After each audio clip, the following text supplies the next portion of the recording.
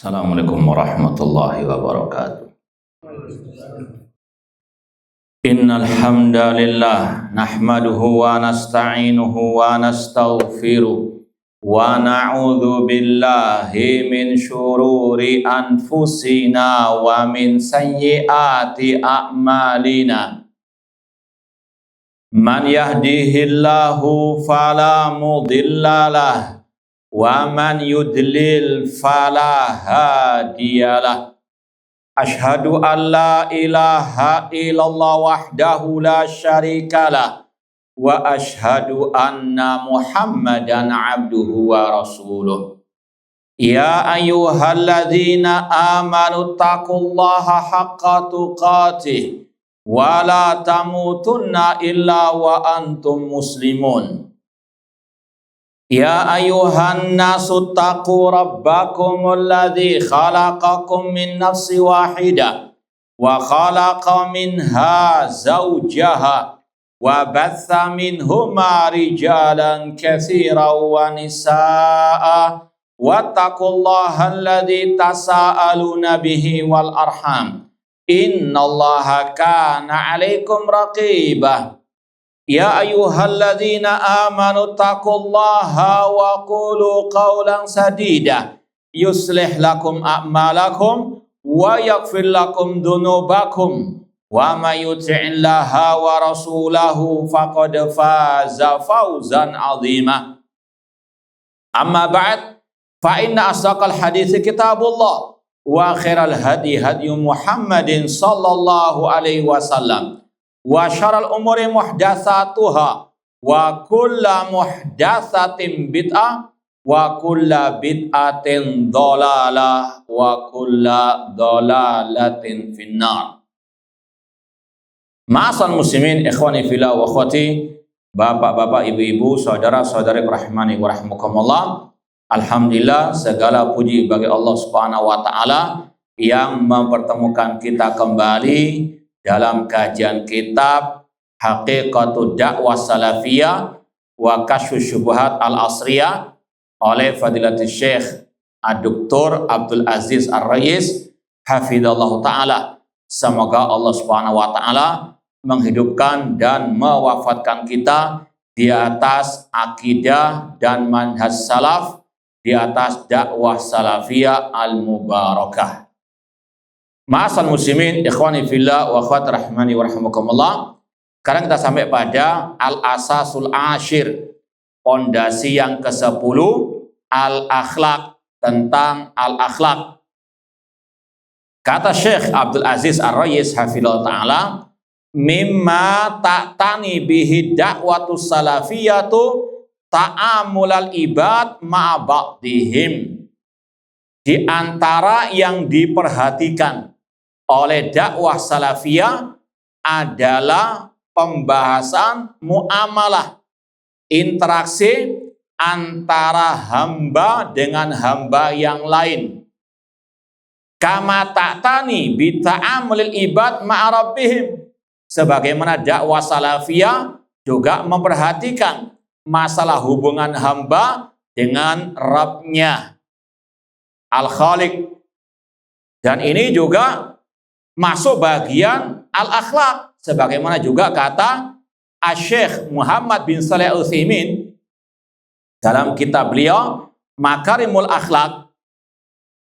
Kata Syekh Muhammad bin Shalih Al-Utsaimin rahimahullah, akhlak itu tidak hanya sebatas interaksi muamalah hamba dengan hamba yang lain, namun lebih dari itu. Akhlak ada dua: hubungan hamba dengan hamba yang lain dan juga hubungan hamba dengan sang penciptanya. Ya, maka ada istilah akhlak seorang muslim kepada Allah. Apa saja akhlak hamba kepada Allah? Kata Syekh Utsaimin ada 3. Ya, akhlak mulia seorang hamba kepada Allah. Yang pertama, talaqi akhbarillahi bitasdiq, membenarkan semua kabar berita dari Allah Ta'ala. Misalnya Allah berfirman, Ar-Rahman 'alal 'arsy istawa, a'amintum man fis sama, Allah mengabarkan tentang dirinya di atas langit, maka akhlak yang mulia seorang hamba kepada Allah membenarkan, meyakini, mengimani Allah fis sama. Itu namanya akhlak kepada Allah, membenarkan semua kabar berita dari Allah Subhanahu wa taala. Yang kedua, akhlak mulia seorang hamba kepada Sang Khalik dengan talaqi ahkamillah bitatbiq, dengan melaksanakan hukum-hukum Allah. Allah berfirman, wa aqimus shalah, dirikanlah salat. Maka akhlak yang mulia seorang hamba kepada Al-Khaliq mendirikan salat. Lebih dari itu, melaksanakan perintah Allah yang pertama dalam Al-Quran, ya ayuhan nasu'budu rabbakum, wahai manusia, beribadalah kepada Rabb kalian. Ini melaksanakan hukum Allah, dan diantaranya hukum at-tauhid, mengesahkan Allah dalam ibadah dan meninggalkan kesyirikan kepada Allah. Yang ketiga, talaqi aqdarillah bisabar waridha, menghadapi musibah yang Allah timpakan dengan kesabaran dan ridha. Ini namanya akhlak hamba kepada Sang Khaliq. Adapun makna akhlak hamba kepada hamba, ini beliau membawakan ucapan Imam Al-Hasan Al-Basri. Akhlak yang mulia maknanya adalah kaful adza wa badrun nada wa talaqatul wajh. Juga sama, ada 3 poinnya. Secara global, akhlak seorang hamba kepada hamba yang lain, yang pertama, tidak menyakiti, mendolimi.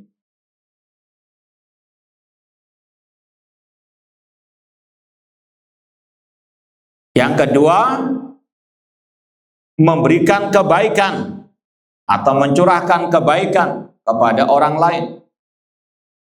Dan yang ketiga, talaqatul wajh, wajah yang berseri-seri ketika bertemu dengan hamba Allah yang lain. Itu secara ringkas akhlak mulia antara hamba dengan Sang Khaliq dan antara hamba dengan hamba. Makanya kata Syekh Abdullah Rajis, di antara yang diperhatikan oleh dakwah salafiyah, ini interaksi hamba dengan hamba, interaksi hamba dengan Sang Khaliq, dua-duanya masuk dalam kategori al-akhlaq. Ma'asal muslimin, ikhwani fillah wa akhwati rahimani wa rahimakumullah, dakwah salafiyah sebagaimana yang kita sampaikan itu adalah Islam yang dibawa oleh Rasul kepada para sahabat. Dan kita diperintahkan udkhulu fi silmi kafah, masuklah ke dalam Islam secara apa? Totalitas. Pegang erat akidah Islam, pegang erat ibadah yang diajarkan oleh Islam, pegang erat akhlak yang diajarkan oleh Islam. Udkhulu fi silmi kafah. Ya, meskipun wajib diyakini ada skala prioritas, bahwasanya akidah yang lebih utama, sebagaimana kita meyakini ada rukun Islam yang pertama, rukun iman yang pertama, rukun Islam yang kedua salat, rukun Islam yang pertama 2 kalimat syahadat, itu yang lebih utama dibandingkan apa? Salat. Dan itu juga yang diajarkan oleh Al-Qur'anul Karim. Al-Quran, kata Imam Ibnu Qayyim, Al-Quran kullu tauhid. Al-Quran intisarinya tentang tauhid, bukan tentang masalah riba, bukan masalah ekonomi. Nah, masalah apa? At-tauhid. Bukan berarti nggak ada pembahasan yang lain. Cuma sekali lagi ini skala prioritas. Antum kalau ditanya ayat apa yang paling mulia dalam Al-Quran? Yang paling apa? Yang paling utama. Artinya apa? Ada skala prioritas. Semua ayat Al-Quran, ayat-ayat yang mulia. Ya, tapi dari yang mulia itu ada yang paling mulia. Ayat kursi, tentang apa ayat kursi? Ya, tentang at-tauhid. Ini sekali lagi, Semua ayat Al-Quran mulia, namun yang paling mulia ayat kursi. Kenapa? Karena berkaitan dengan zat yang paling mulia, berkaitan dengan at-tauhid. Ya, Islam sekali lagi banyak bab-babnya, tapi ada skala prioritas. Nah, tapi sekali lagi wajib diamalkan semuanya. Ya, tidak boleh menafikan ya bagian daripada ahad Islam. Ya, sekali lagi jangan gagal paham. Udkhulu fi silmi kafah, masuklah ke dalam Islam secara totalitas. Namun dalam Islam ada skala prioritas. Al-aham fal muhim. Mana yang paling penting dan yang penting. Wa dzakaraha ta'ifatun alil ilmi fi kutubil i'tiqad. Masalah akhlak ya, terutama hubungan antara hamba dengan hamba, ini disebutkan oleh para ulama dalam kitab-kitab akidah juga, atau disisipkan dalam pembahasan kitab akidah li ahamiyatiha, karena pentingnya masalah apa? Al-akhlak. Ya, cuma tadi para ulama mendahulukan dulu pembahasan akidah, baru masalah apa? Akhlak. Maka kalau kita mau mengikuti ulama salaf, ikuti di sini. Masalah skala apa? Prioritas. Yang didahulukan tauhid, yang diprioritaskan akidah, tanpa mengesampingkan masalah apa? Akhlak. Ya, jangan akhlak sampai mati. Ya, lupa membahas masalah apa? At-tauhid. Ya, puluhan tahun dakwah yang disampaikan hanyalah masalah hukum riba misalnya. Padahal ada yang lebih berbahaya daripada riba. Apa itu? Syirik kepada Allah. Ya, al-bid'ah. Ya, sekali lagi, dalam Islam ada skala prioritas. Udkhulu fi silmi kafah. Ma'asal muslimin, ikhwani fillah wa akhwati rahimani wa rahimakumullah. Qala Abu Bakar al-Ismaili fi aqidati a'immatil hadis. Imam Abu Bakar al-Ismaili dari ulama mazhab Syafi'i dalam kitab beliau Aqidah para imam-imam alil hadis. Ini kalau di Surabaya sudah pernah kita kaji, sudah kita khatamkan, dan juga kita masih ngajar ya, baru lagi di tempat yang ya lain. Intinya ini sekali lagi luar biasa, dari ulama-ulama mazhab Syafi'i punya kitab akidah, tapi orang-orang kita yang ngaku pengikut Syafi'iyah gak pernah ngajar kitab ya, akidahnya ulama Syafi'i. Ya, namun kita dituduh tidak bermat. Padahal yang mengajarkan kitab-kitab akidah ulama-ulama mazhab tadi dakwah salafiyah. Bahkan tadi yang mirip sekali tadi, mereka mengaku Syafi'iyah, pokoknya paling Syafi'ilah sudah. Tapi akidah ulama-ulama mazhab Syafi'i nggak pernah diajarkan. Bahkan mereka kan punya semboyan. Ya, fikihnya Syafi'i, akidahnya apa? Nggak konsisten. Kenapa nggak ikut akidahnya Imam Syafi'i? Padahal Imam Syafi'i lebih senior daripada Imam Abul Hasan. Ini menunjukkan mincelah-mincilnya apa? Mereka, kontradiksinya mereka, dan menunjukkan bagaimana sesatnya mereka. Bahkan di sini, ya, Imam Syafi'i punya murid namanya Imam Al-Muzani, punya kitab akidah namanya Syarhus Sunnah. Ulama Syafi'iyah, ya, tapi nggak pernah mereka mengajarkan di pondok mereka, di masjid mereka. Yang mengajarkan siapa? Salafi Wahabi. Paham dong? Ya, di antaranya di sini juga Imam Abu Bakar Ismaili, ulama mazhab Syafi'i. Tapi nggak pernah mereka mengajarkan akidahnya Imam Abu Bakar. Siapa yang mengajarkan? Salafi Wahabi. Berarti siapa yang nggak ikut mazhab? Ini sekali lagi, maling teriak maling. Nah, kemudian kata Imam Abu Bakar Ismaili, wa yarawna mujanabatal bid'ati wal asam. Mereka para imam al-hadis berpendapat wajib meninggalkan al-bid'ah. Sini beliau mendahulukan dulu bid'ah. Bid'ah itu levelnya dibawa ke syirikan. Ya, meskipun juga bid'ah ada dua, bid'ah yang mengkafirkan dan yang tidak mengkafirkan. Namun intinya bid'ah secara umum levelnya dibawa ke syirikan. Dosa yang paling dosa syirik. Baru kedua apa? Makanya Imam Sufyan Ats-Tsauri rahimahullah berkata, al bid'atu ahabbu ila iblis minal ma'siyah. Bid'ah lebih dicintai oleh iblis daripada maksiat. Al maksiatu tabu minha wal bid'atu la tabu minha. Orang yang berbuat maksiat ada harapan untuk tobat karena dia tahu dia salah, tapi pelaku bid'ah jarang tobat karena apa? Merasa benar. Ini bahayanya apa? Al bid'ah. Ya, makanya kita sering katakan orang itu lebih baik jadi artis daripada jadi ahli bid'ah, daripada pelaku maksiat, ya, daripada apa jadi ahli bid'ah. Tobat dari artis jadi ahli bid'ah lebih parah. Paham dong? Lebih baik jadi apa? Ahli maksiat daripada menjadi ahli bid'ah. Dua-duanya jelek. Namun ada tadi skala, ada level-levelnya tadi. Makanya Imam Al-Barbahari ya dalam kitab Syarhus Sunnah pernah menukil ucapan sebagian ulama salaf, kalau nggak salah Yunus bin Ubaid rahimahullah ta'ala, beliau berkata kepada anaknya, ya bunayya li'an araka takhrud min baiti khunsa ahabu ilayya min an araka takhrud min baiti fulan min alil bidah. Wahai putraku, aku lebih suka melihat kamu keluar dari rumah, ya kalau bisa dikatakan orang yang ya bencong lah, atau orang yang homoseksual, dibandingkan aku melihatmu keluar dari rumahnya ahli al-bidah. Dua-duanya jelek. Namun ya ahli bid'ah lebih berbahaya daripada apa? Maksiat. Ya, ini hal yang harus betul-betul dipahami oleh setiap yang mengaku ahlu sunnah wal jamaah. Wa yarona mujanabatal bidah.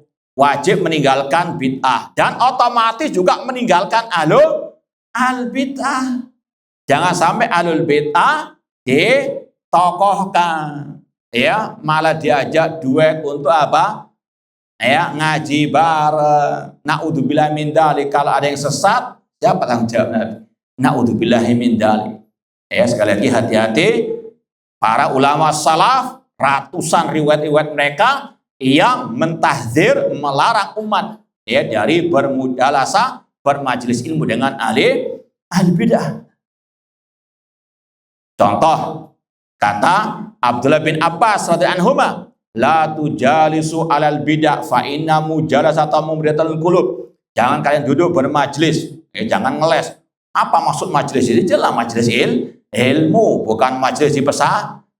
Itu ustadz kalau pulang safar dakwah kan naik pesawat, kan juga ada ahli bid'ah. Paham dong? Ini sebagaimana ahli bid'ah kalau dilarang berbuat bid'ah, jangan naik pesawat bid'ah. Ini orangnya apa? Ngawur kalau ngomong. Ya, sekali lagi ini mujalasatu ikhtiar, yang di situ ada apa? Ya, ahli bid'ah, maka sekali lagi haram untuk diikuti. Intinya meninggalkan bid'ah dan juga ahli al-bidah. Dan ini yang juga diucapkan oleh Imam Ahmad ya dalam Ushulus Sunnah, tarkul bid'ah wa kullu bid'atin dhalalah wa tarkul khusumat ya wal julus ma'ali al-bidah, meninggalkan debat kusir dan meninggalkan duduk bermajelis dengan ahli al-bidah. Sekali lagi ratusan ucapan ulama tentang hal ini. Meninggalkan dosa. Ini sekali lagi syirik, bid'ah, baru dosa-dosa besar. Wajib ditinggalkan. Wal fakhr, wajib meninggalkan al fakhr, kesombongan, berbangga-bangga diri. Cuma sekarang ini ya harus dipahamkan, harus ditekankan, ada orang-orang yang suka terkadang memutarbalikkan fakta atau membolak-balikkan ucapan. Ketika ada orang yang sesat di medsos, postingannya sesat atau perbuatannya sesat, kemudian dibantah, ya, yang bantah dikatakan jangan ujub, jangan fakhr, ya, jangan sombong, jangan sok meminter. Yang sesat apa? Dibiarkan. Paham dong? Ya, oh ini nggak berakhlak, ya, suka mentahdir. Ya, padahal apa? Tahdirannya sesuai dengan fakta, sesuai dengan apa? Al-ilmu. Namun tadi ya semuanya mau diputar balikan, yang hak dikatakan batil, yang batil dikatakan apa? Dai penyesat umat dibiarkan bergentayangan di tengah-tengah dakwah salafiyah yang apa? Membantah tadi, dituduh ya sombong, dituduh sok meminter. Ini kalau kita ibaratkan anak kecil misalnya ya, Dia sekarang kan anak-anak kecil kita alhamdulillah paham adab makan, nggak boleh makan dengan tangan kiri. Misalnya ada orang sudah sepuh misalnya, ya menegur ketika makan dengan tangan kiri. Pak, jangan makan dengan tangan kiri. Kalau bapak itu mengatakan jangan sok kepinter kamu, yang salah yang mana ini? Hah? Naudzubillah min dzalik. Atau ada orang ketiga, Dek, jangan sok kamu, ini sudah tua. Naudzubillah min dzalik. Rasul mengatakan man ra'a mungkaran falyughayyirhu biyadihi fa lam yastati' fa bilisanihi. Barang siapa melihat kemungkaran, rubahlah dengan tangannya. Ini perintah Rasul. Kalau nggak bisa dengan tangan, dengan lisan, dengan tulisan. Ini bukan takabur, bukan al-fakhr, bukan sok ngeminter. Namun ini perintah Rasul. Melihat kemungkaran, rubahlah. Ya, kalau tidak bisa dengan kekuasaan, dengan tangan, dengan apa lisan, dengan tulisan. Ya, itu mas sekarang tadi. Yang hak dikatakan batil, batil dikatakan al-haq. Dituduh apa? Sok ngeminter. Ya, sekali lagi, tidak ada ya kata-kata apa? Ngeminter dalam bahasan apa? Nahi mungkar. Kalau demikian rusak amar ma'ruf nahi apa? Nahi mungkar. Para ulama sudah terbiasa dengan ar-rudud, bantah-membantah, terutama membantah apa? Kesesatan. Masa ulama dikatakan ngeminter? Ya, naudzubillah min dzalik, sok sombong dan seterusnya. Naudzubillah min dzalik. Adapun al-fakhr takabur, ya justru sebetulnya sebaliknya. Yang sombong itu yang menolak apa? Kebenaran. Bukan yang membantah dengan ilmu, dengan fakta yang ada. Bukan itu yang dituduh sombong. Yang sombong itu justru sebaliknya. Yang menolak apa? Kebenaran. Sudah tahu si fulan salah, malah apa? Ditutup-tutupi dengan gila. Yang membantah itu yang sok ngeminter, sombong, ya ujub. Kebalik. Ya, Rasul mendefinisikan al-kibr apa? Batarul haqqi wa ghamtun nas. Namanya ya kesombongan adalah menolak kebenaran. Disampaikan ucapan ulama salaf, wah kepanasan kayak kesurupan apa? Al-jin kayak diruqyah, naudzubillah min dzalik. Namun ini sekali lagi fenomena yang ada sekarang.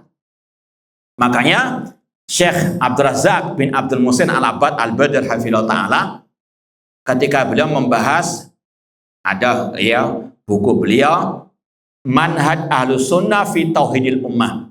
Manhaj metode Ahlus Sunnah dalam mempersatukan umat. Beliau sebutkan hadis wala tabaghadu. Jangan kalian saling benci membenci. Kata beliau, sebagian ulama mentafsirkan hadis itu dengan mengatakan fihi an-nahyu anil bid'ah. Dalam hadis itu ada larangan berbuat bid'ah. Apa hubungannya? Karena bid'ah membuat orang saling apa? Benci membenci. Biang keroknya itu bid'ah.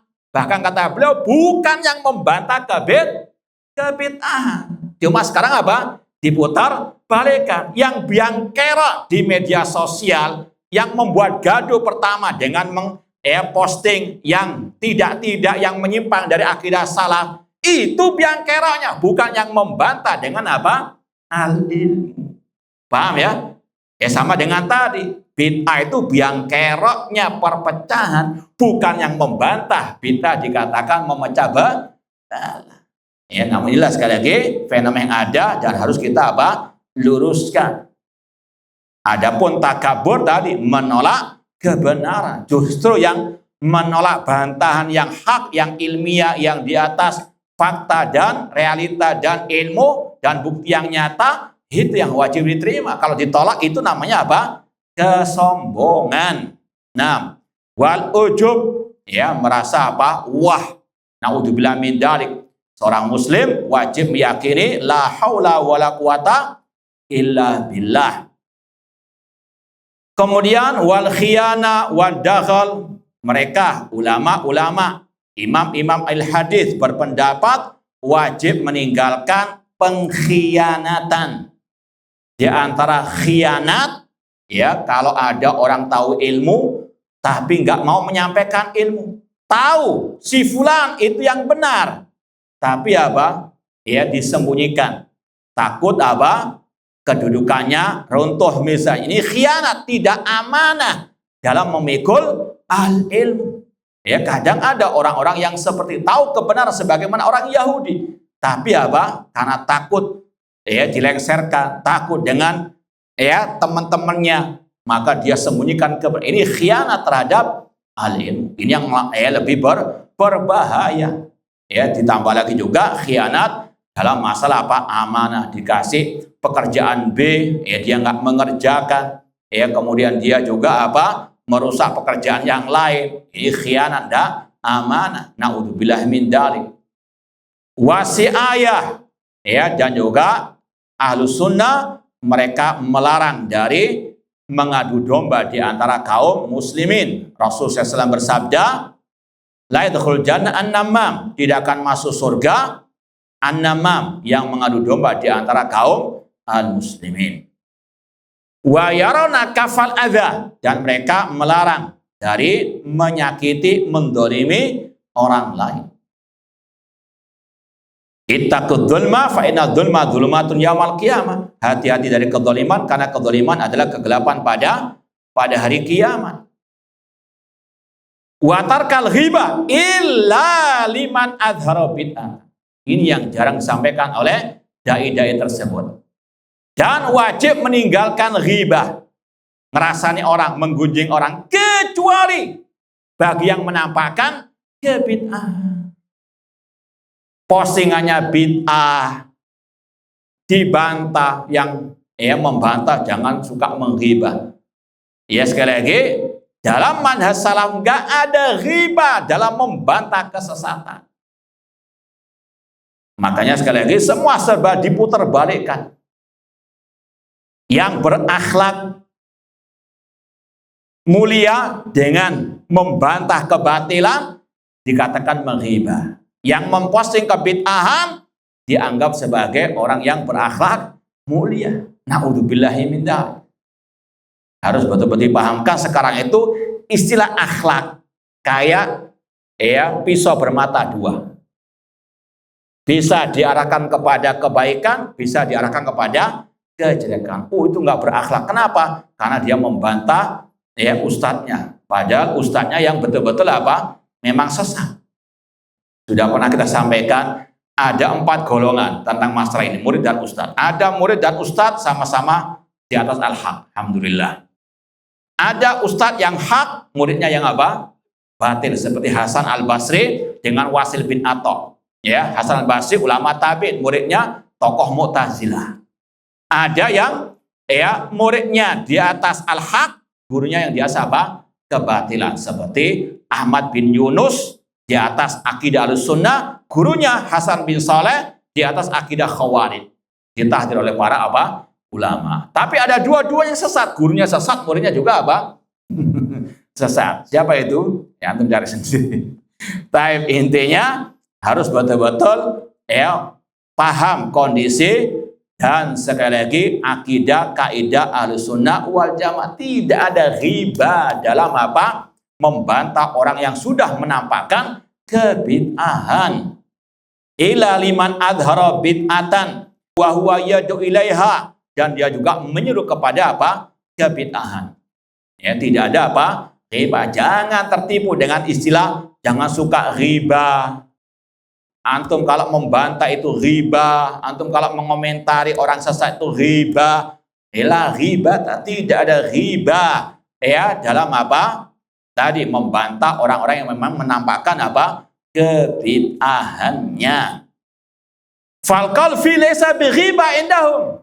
Ini ditekankan lagi oleh Imam Abu Bakar Al-Ismaili rahimahullah, bahwasanya membicarakan orang yang sesat, yang menyimpang, siapapun itu, yang memang kesesatannya di hadapan umum menyebar di tengah masyarakat, membicarakannya bukan termasuk riba. Paham dong? Ya, sekali lagi, tentunya dengan ilmu dan bukti yang nyata, bukan kila wa qol. Tabayun dulu ya akhi. Postingannya jelas. Demikian pula jejak digitalnya juga jelas. Nggak ada istilah apa?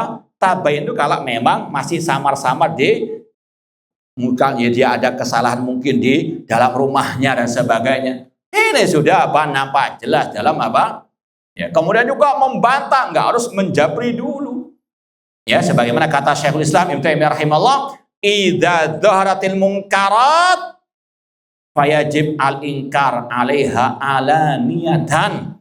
Kalau kemungkaran itu memang di hadapan umum menyebar di masyarakat, wajib diingkari secara terang-terangan. Ya, kalau orang sekarang ini luar biasa, yang kesalahan pribadi di-share kemana-mana, ya, yang kesalahannya di medsos disuruh apa? Menjabri. Ya, memangnya Mas Jabri. Ya, intinya sekali lagi ini yang ada fenomena aneh bin nyeleneh di tengah orang-orang yang menisbatkan diri kepada dakwah salafiyah. Ini salah satu, ya wallah alam, ya sebabnya karena sudah malas ngaji akidah salaf, manhaj salaf. Karena senangnya sakinah mawaddah warahmah, maka dengan ahli bid'ah pun sakinah mawaddah warahmah. Ketika ada sedikit bantahan, ini ekstremis, ini zaman salafi dulu. Naudzubillah min dzalik. Makanya Syekh Abdul Aziz Ar-Rais hafizallahu taala ini pernah kita posting dulu tulisan beliau dalam beberapa buku beliau. Sekarang ini fenomena at-tabdi' misalnya, ada dua kubu yang sesat, ya, dua kubu yang ekstrim. Kubu yang berlebihan, misalnya ada orang nggak pakai jubah, bukan Ahlussunnah ini. Bayangkan gara-gara apa? Ya. Ada mungkin orang jatuh ke dalam akhlak yang kurang terpuji misalnya, bukan Ahlussunnah, padahal akhlak yang jelek kata Syekh Utsaimin tidak mengeluarkan dari Al-Firqah Najiyah Ahlussunnah. Yang mengeluarkan orang dari Ahlussunnah itu pembahasan masalah apa? Al-aqidah al-bid'ah. Kalau orang itu jatuh kepada penyimpangan dalam prinsip akidah, itu yang keluar dari Ahlussunnah. Bukan masalah apa? Akhlak. Makanya kita sampaikan, ada skala prioritas. Akidah yang utama. Ya, karena apa? Kalau orang itu menyimpang dari akidah atau prinsip akidah salaf, kalau nggak kafir alil bid'ah.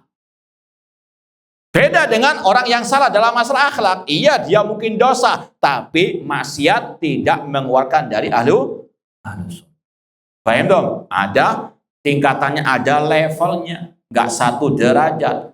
Jangan seperti sebagian orang yang suka ngeles ketika dibantah. Semua orang bisa salah. Iya, kulo banyak ada khatab. Cuma kesalahan itu bermacam-macam.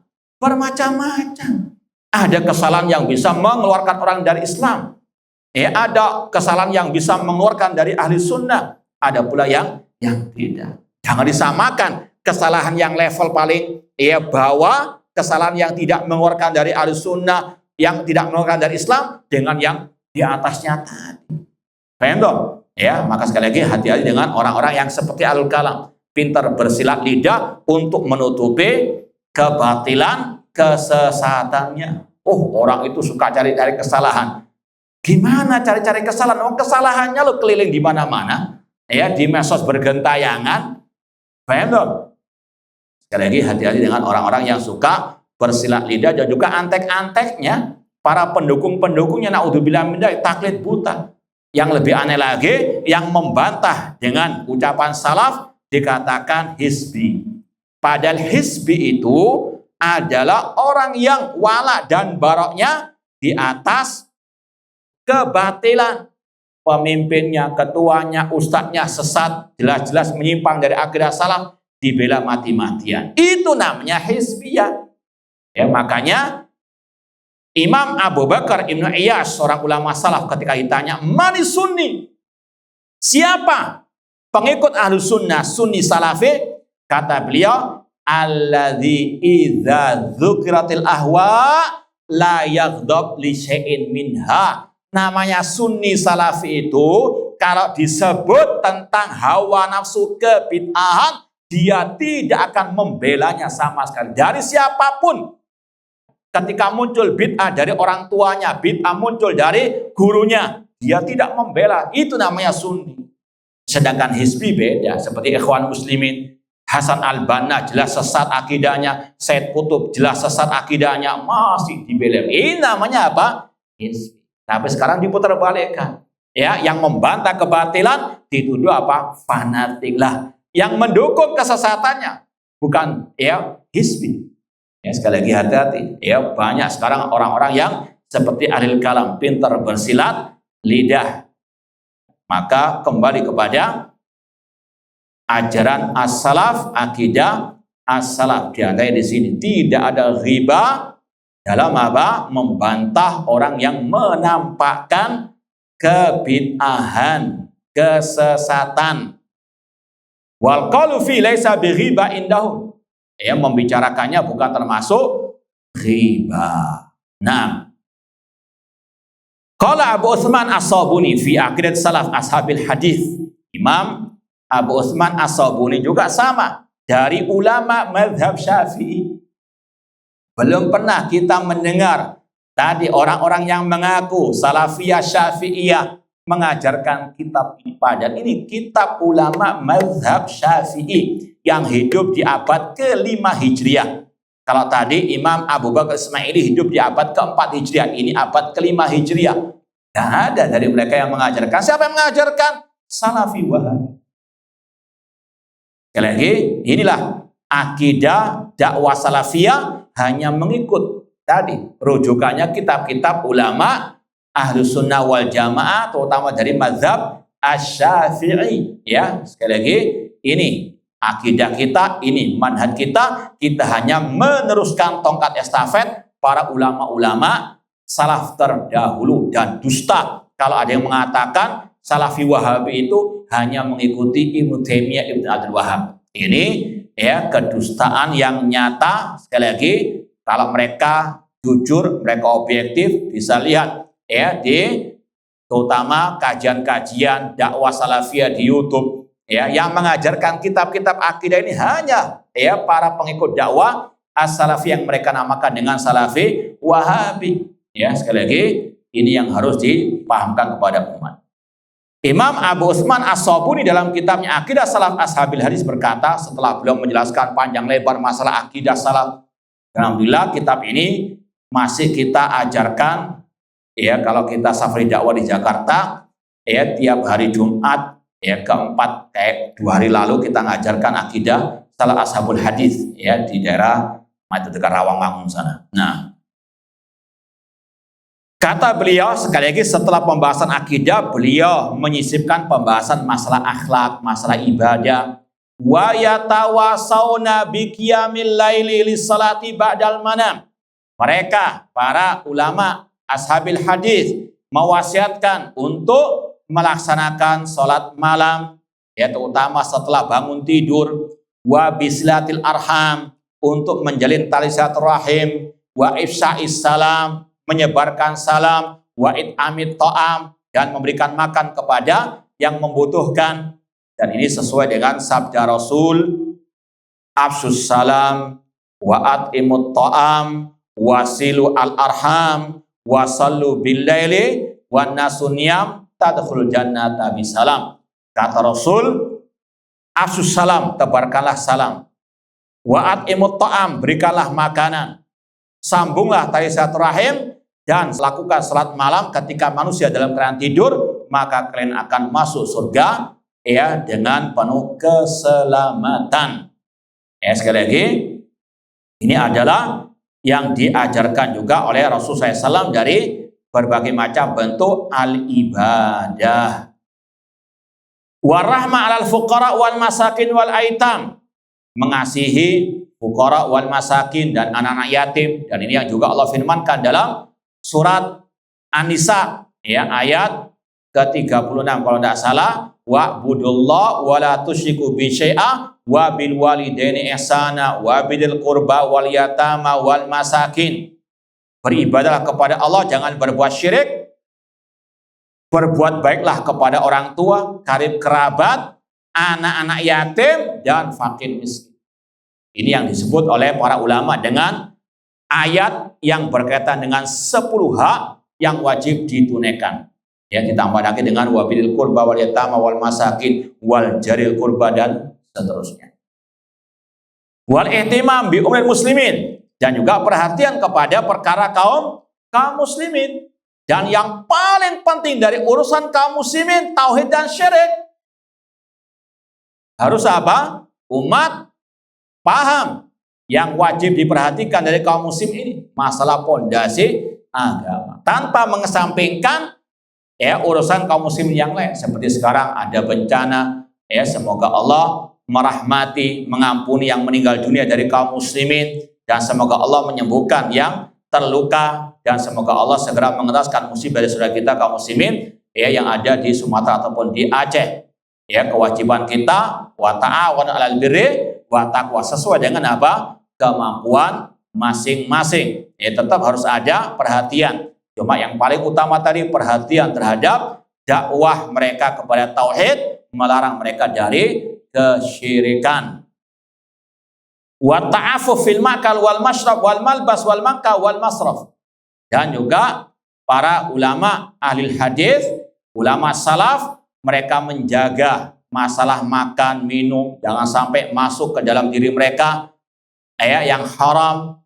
Makanya Rasul SAW bersabda, innallaha thayyibun la yaqbalu illa thayyiban. Allah itu baik dan tidak menerima kecuali apa? Yang baik. Kemudian Rasul mengatakan, wa dzakara rajula as'asa akbara yamuddu yadi ila sama, ya rabbi wa mat'amu haram wa masyabu haram wa malbasu haram wa ghadiya bil haram fa anna yustajabulah. Kata Rasul, ada seseorang yang dia musafir, compang-camping, bajunya berdebu, dia menengadahkan tangannya ke atas langit seraya berkata, wahai Rabbku, berdoa kepada Allah dengan khusyuk, dengan luar biasa butuhnya. Namun kata Rasul, makanannya dari yang haram, minumannya dari yang haram, dan dia tumbuh dari yang haram, bagaimana doanya akan dikabulkan?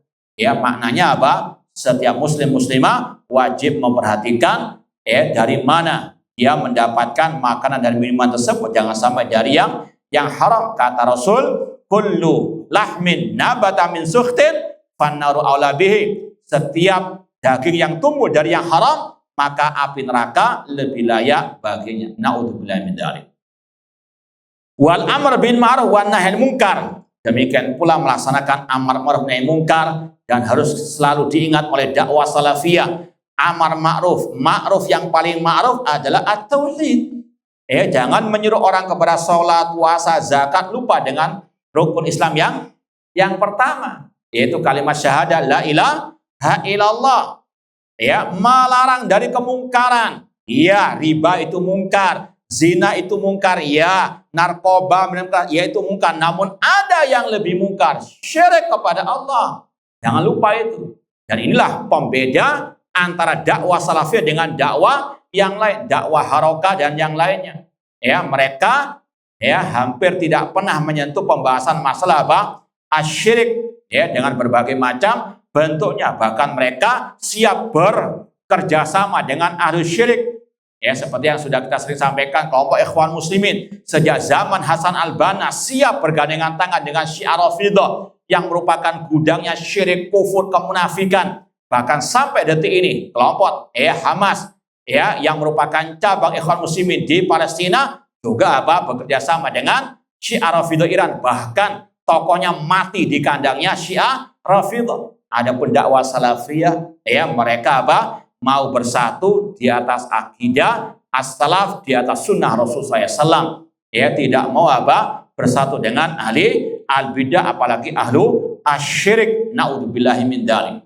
Intinya harus betul-betul paham skala prioritas. Amar ma'ruf nahi munkar wajib, namun yang paling wajib menyeru umat kepada tauhid, melarang dari kesyirikan. Itu metode Al-Qur'an. Makanya kata para ulama, ayat pertama dalam Al-Qur'an yang bentuknya perintah, bukan perintah sholat, bukan perintah zakat, haji, umroh, tidak. Perintah pertama dalam Al-Qur'an, ya ayyuhan nasu budu rabbakum, wahai manusia ibadahilah Rabb kalian. Perintah bertauhid. Larangan pertama dalam Al-Quran bukan larangan makan riba, bukan larangan mencuri, bukan larangan membunuh, namun larangan berbuat syirik. Apa dalilnya? Fala taj'alu lillahi andada. Surat Al-Baqarah tadi 21, kemudian setelahnya 22. Ini ayat pertama yang bentuknya perintah, bentuknya larangan. Perintah bertauhid, larangan dari berbuat syirik. Ini yang harus ditekankan dalam amar ma'ruf nahi mungkar. Iya, semuanya mungkar, namun tadi ada skala prioritas. Wal bidar ila filil khairat ajma, dan juga berwasiat para ulama salaf untuk kaum muslimin berlomba-lomba dalam apa? Kebaikan. Tapi dengan syarat harus ikhlas dan ittiba. Ya, seperti sekarang bulan Rajab misalnya. Silahkan beribadah, berlomba-lomba meraih pahala, tapi yang sesuai dengan sunnah Rasulullah SAW. Ya, bahwasanya bulan Rajab bulan haram. Ibadah yang ittiba kepada sunnah tentunya dilipat gandakan pahalanya oleh Allah. Sebaliknya juga dosa juga dilipat gandakan di bulan haram sebagai. Cuma tidak ada ritual khusus di bulan Rajab, nggak ada puasa khusus Rajab, nggak ada salat malam khusus Rajab, nggak ada doa khusus Rajab, nggak ada semuanya. Bukan berarti nggak boleh beribadah, silakan beribadah. Namun apa? Yang memang sebelum-sebelumnya sudah disyariatkan oleh Rasulullah SAW. Terutama yang wajib sholat 5 waktu. Kalau mau sholat duha silakan, sholat qiyamul lail silakan. Cuma jangan mengkhususkan awal Rajab atau dengan meyakini keutamaannya ada sholat raghaib, semuanya bid'ah. Ya, sebagaimana kata Imam An-Nawawi, sholat raghaib bid'atun qabihatun munkarah. Ya, sekali lagi kita wajib berlomba-lomba dalam kebaikan, dalam ibadah, tapi dengan syarat tadi ikhlas dan ittiba. Wa yatahabuna fiddin wa yatabaghaduna fi. Demikian pula ulama salaf, mereka berwasiat agar kita kaum muslimin cinta dan benci karena agama, karena Allah. Sebagaimana kata Rasul, ausaku ural iman al-hubbu fillah wal bughdu fillah. Sekuat-kuat tali keimanan cinta dan benci karena Allah. Kita mencintai fulan karena memang dia di atas akidah salaf, di atas sunnah Rasulullah SAW. Meskipun dia orang yang paling fakir di dunia, orang yang nggak punya kedudukan di dunia, kita cintai karena Allah. Kalau akidahnya di atas akidah salaf, di atas sunnah Rasulullah SAW. Meskipun dia orang yang sangat jauh dari kita, dari sisi kekerabatan, tidak ada masalah. Ya, namun kalau orang itu di atas kesyirikan, di atas akidah yang sesat, di atas al-bidah, maka wajib dibenci karena Allah. Meskipun orang yang paling kaya, meskipun orang yang paling dekat dengan kita. Ya, sekali lagi, ini al-wala wal bara juga merupakan prinsip Ahlussunnah. Al-hubbu fillah wal bughdu fillah. Maka kata sebagian ulama, perincian dalam masalah ini misalnya, kita mencintai si B, ya, karena si B ini kita tahu betul, ya, bahwasanya dia di atas akidah salaf, di atas tauhid, di atas sunnah Rasulullah SAW. Kita cinta, ya, orang tersebut karena Allah, karena agama tadi. Namun ketika si B ini berubah, bisa nggak berubah? Hah? Bisa nggak? Dulunya Ahlussunnah menjadi ahlul bid'ah? Sangat bisa, dan buktinya sudah banyak mantan-mantan apa? Ahlussunnah, mantan-mantan apa? Salafi. Kalau dia berubah, kita juga wajib berubah. Jangan terus cinta meskipun dia sudah berubah akidahnya. Ini bukan cinta dan benci karena apa? Allah. Kata para ulama, di antara Syekh Abdul Nasir juga, konsekuensi kita cinta karena Allah, maka juga ketika dia berubah, kita benci juga karena apa?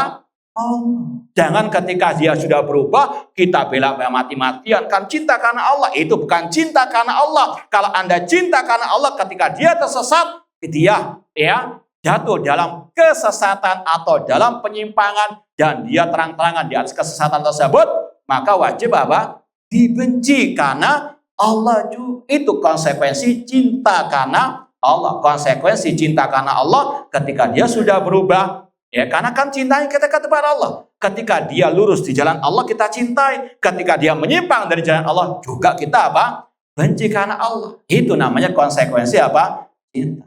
Dia orang yang berjasa sama saya. Kalau dia menyimpang, nggak ada sudah.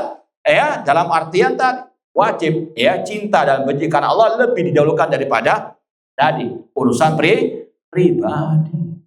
Makanya tadi misalnya ada murid, ya, dan guru. Gurunya ketika sudah sesat, nggak ada, murid wajib apa? Membelanya. Harus ada apa? Ya, berjasa kepadanya harus apa dibela. Ya, itu namanya apa? Hizbiyah, membela gurunya yang apa? Yang sesat menyesatkan. Naudzubillah min dzalik. Konsekuensi cinta karena Allah harus membenci karena Allah juga ketika orang itu sudah apa? Berubah. Al-hubbu fillah wal bughdu fillah. Sekali lagi, ini yang harus betul-betul dipahami.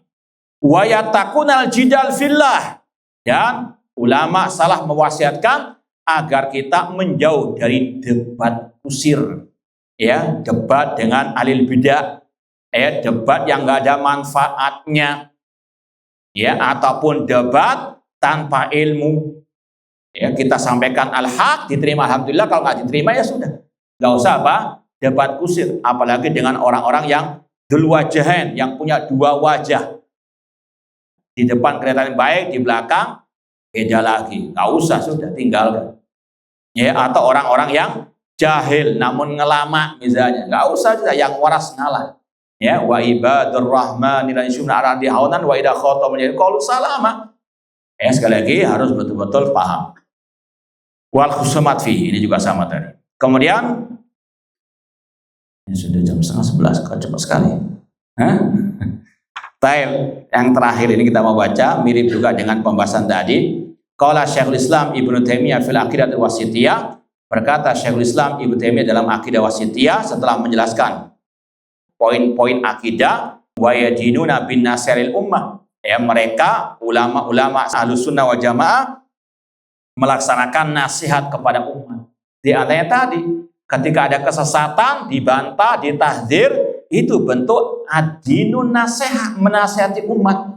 Kalau yang sesat nggak mau dinasihati, biar umat yang apa? Diselamatkan. Ya, sekali lagi, ini tugas setiap orang yang tahu al-haq, menyampaikan kebenaran meskipun pahit rasanya, dalam rangka ad-dinu an-nasihat. Wa ya'taqidun, dan mereka meyakini makna qauli sallallahu al-mu'min lil mu'min kal bunyan, yashuddu ba'du ba'd, orang mukmin dengan mukmin yang lain seperti satu bangunan, ya, yang saling apa? Menguatkan. Misalnya ya, di sini kelihatan ada lubang, ya, itu antum tutup atau antum biarkan? Hah? Begitulah sifat orang mukmin. Kalau ada kesalahan, ya, bukan dibiarkan, harus apa? Dibetulkan. Meskipun harus dengan apa? Terkadang dengan keras, karena diparu, tok. Paham ya? Ini sekali lagi apa? Ya, dalam rangka ya syudu ba'dhum ba'dha. Makanya para ulama nggak tinggal diam dari kesesatan. Demi apa? Menyelamatkan umat, menguatkan akidah umat. Karena kalau akidah umat rapuh, gampang dihabisi oleh musuh. Ya, maka al-amr bin ma'ruf wa nahy munkar termasuk bagian meninggikan kejayaan umat. Meskipun terkadang harus dengan cara yang apa? Kasar. Sebagaimana kata Syekhul Islam Ibnu Taimiyah, antum kalau cuci tangan dengan halus atau dengan kasar caranya?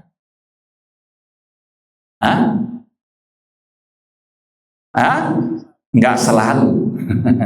Kalau yang ya nempel di tangan itu hanya debu, antum tiup hilang. Atau kotoran ringan hilang. Tapi kalau cat, jawaban enaknya. Dikerok, bang. Itu kata beliau. Orang mukmin demikian. Terkadang mencucinya itu harus dengan apa?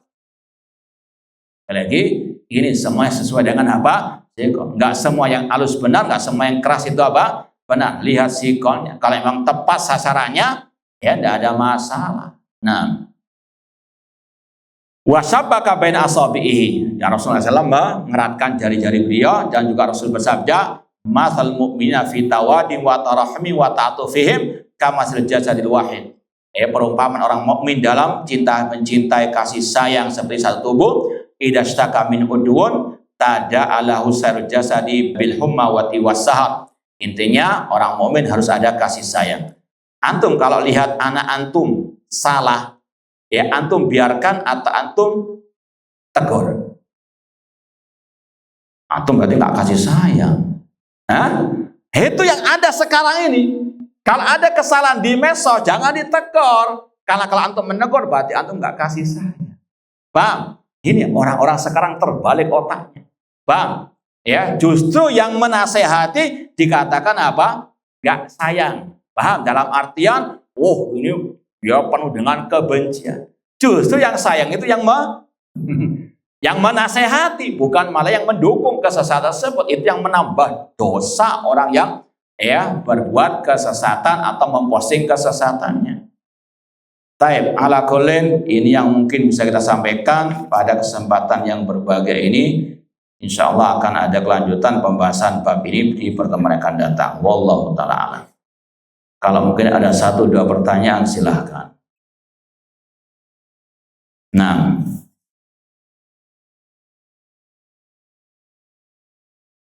ada pertanyaan dari Ustaz. Assalamualaikum Ustaz.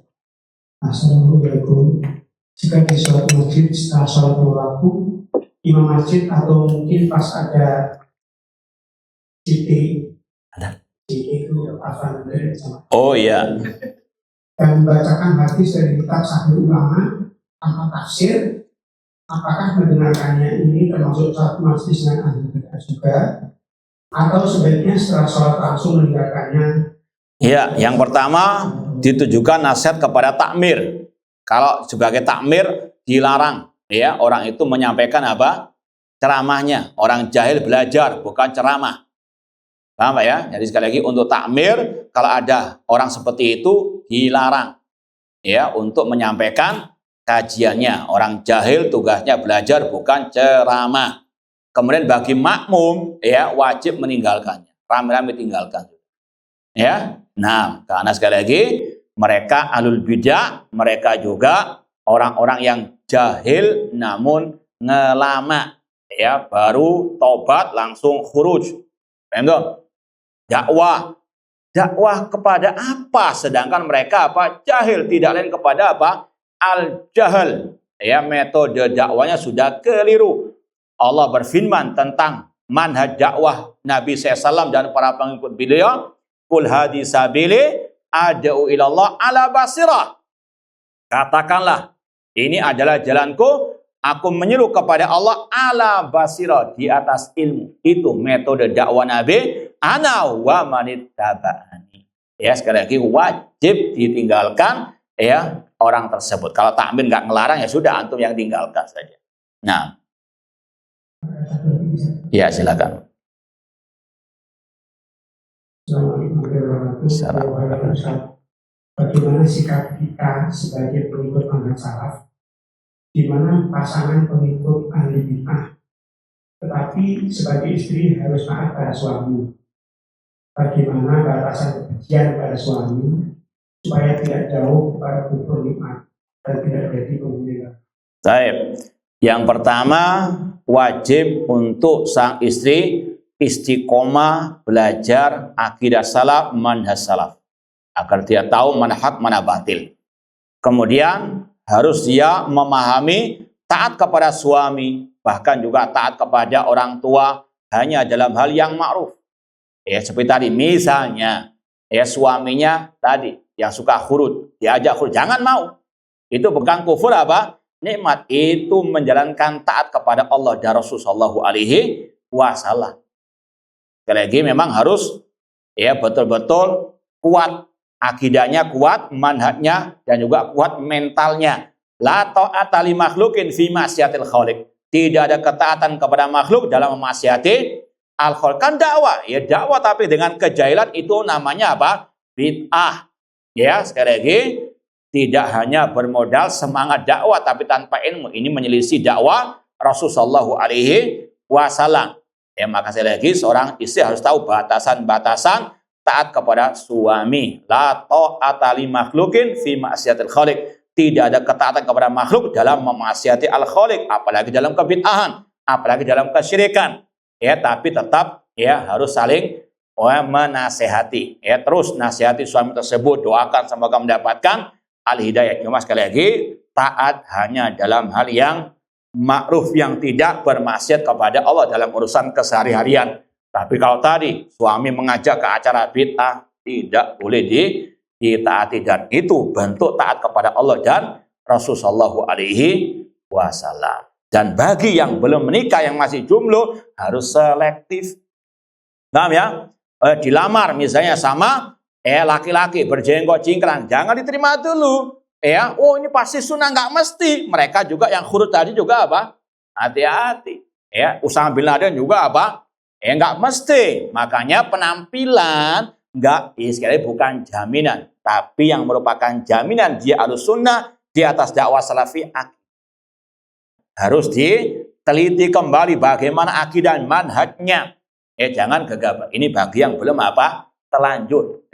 Sekali lagi kalau yang sudah terlanjur tadi, sabar, tetap nasihati, tapi tidak boleh taat dalam hal yang tidak ma'ruf. Nah, sudah cukup?